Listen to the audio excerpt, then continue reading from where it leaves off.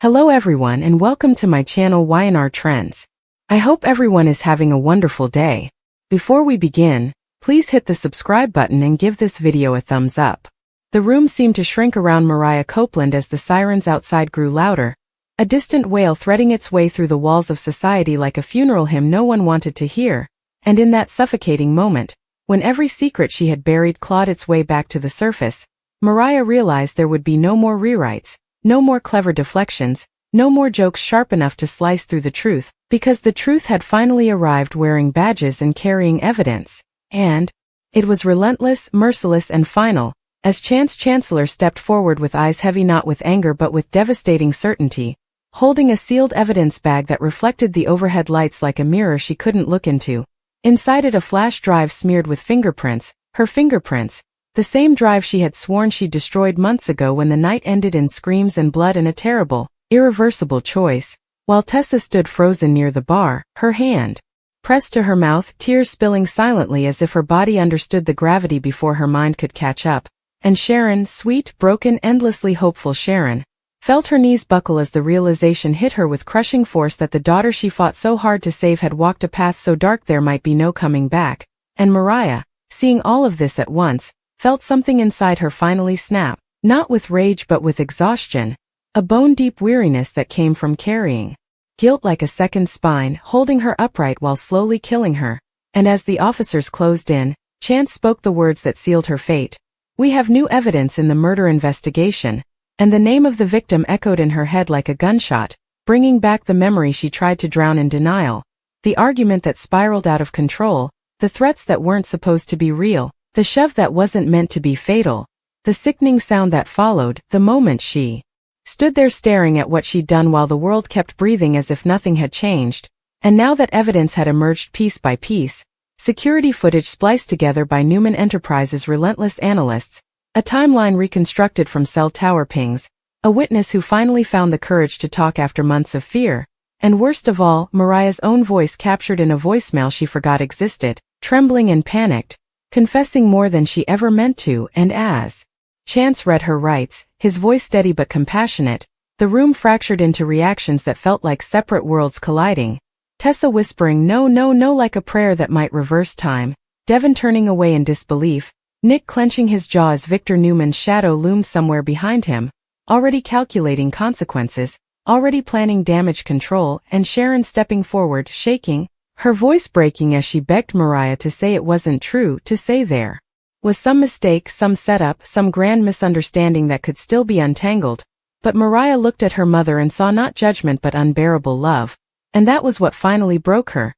because she knew she couldn't lie anymore, not to Sharon, not to Tessa, not to herself. And as the handcuffs clicked around her wrists with a sound that echoed like a closing door, the officers asked if she had anything to say before they took her away. And time seemed to stretch, the air thick with anticipation, everyone waiting for a denial, an outburst, a dramatic collapse. But instead Mariah inhaled slowly, lifted her head, and locked eyes with Tessa. And in that look was everything she couldn't put into a lifetime of apologies. The love that saved her, the fear that doomed her, the regret that would haunt her long after the bars closed. And then she turned to Sharon, her voice barely more than a whisper yet powerful enough to silence the room. And she said her last three words, the words that would be replayed on every news outlet, dissected by every pundit, and etched forever into the collective memory of Genoa City. Words that were not a plea or a denial but a confession wrapped in sorrow and acceptance. "I did it." And with that admission hanging in the air like shattered glass,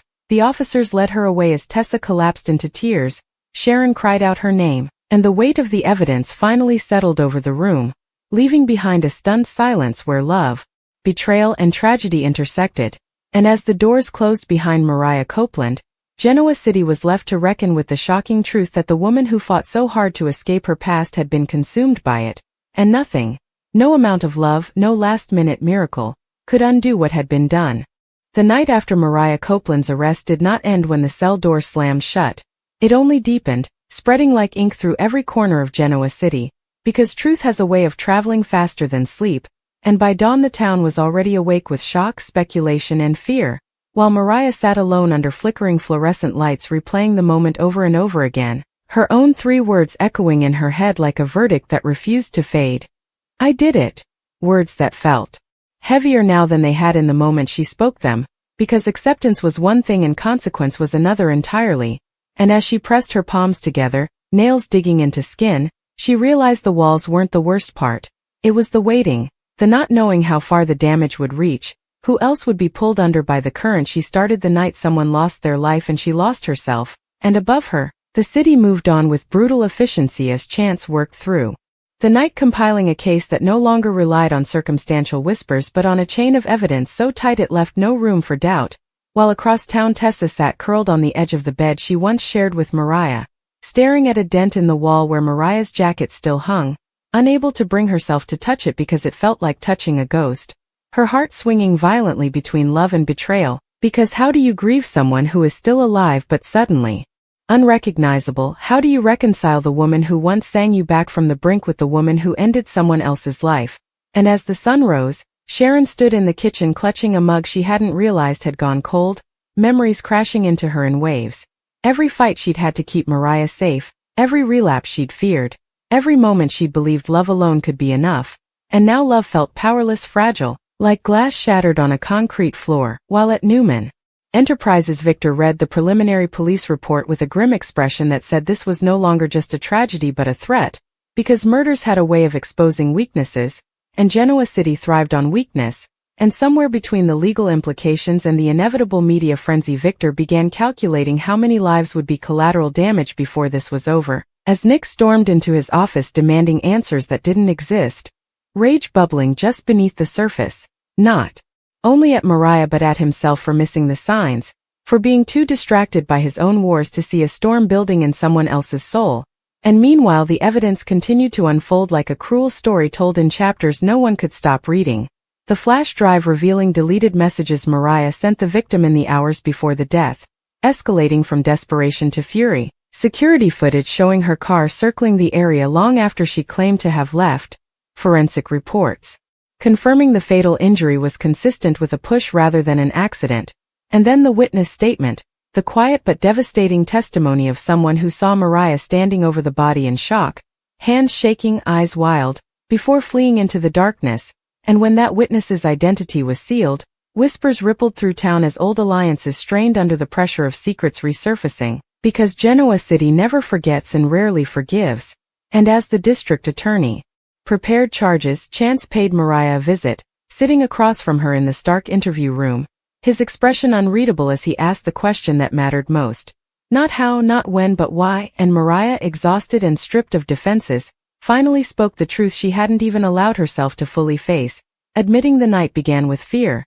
the victim threatening to expose something that would destroy the life she built with Tessa, panic turning to anger, anger to recklessness, and recklessness to a single irreversible moment. And as she spoke, tears slid silently down her face, not in an attempt to manipulate but because the weight of it all was crushing. And Chance listened, knowing empathy could not replace justice, knowing this case would haunt him too, because arresting someone you know is never clean, never simple. And when he left, Mariah was alone again, but this time with clarity that cut deeper than denial ever did. While outside the courtroom of public opinion had already convened, headlines screaming shock and betrayal, talk shows dissecting her past like a roadmap to the present, critics asking how someone so damaged had ever been trusted, and defenders arguing trauma does not equal guilt, until the town itself felt split down the middle. And in the center of that divide stood Tessa, summoned to give a statement, her voice trembling as she told the truth, that she loved Mariah, that she didn't know, that she wished she had seen it, because love without awareness is a dangerous thing. And as she left the station, paparazzi flashes burned like accusations, pushing her closer to a breaking point she barely held together, while Sharon fought her own battle, standing before a judge pleading for compassion, not for absolution but for humanity, reminding the court that monsters are not born, they are made in moments of fear and pain. And though her words stirred sympathy, they could not erase the facts. And when Mariah was formally charged with murder, the sound of the gavel echoed through the courtroom like a gunshot, sealing a chapter none of them could escape. Yet even as the case seemed airtight, a ripple of unease began to spread when an anonymous tip landed on Chance's desk. An inconsistency in the timeline, a security feed from a nearby building previously overlooked, showing a shadowy figure entering the scene minutes before Mariah arrived, a detail small enough to dismiss but significant enough to raise questions. Because Genoa City thrives on twists and truth is rarely singular,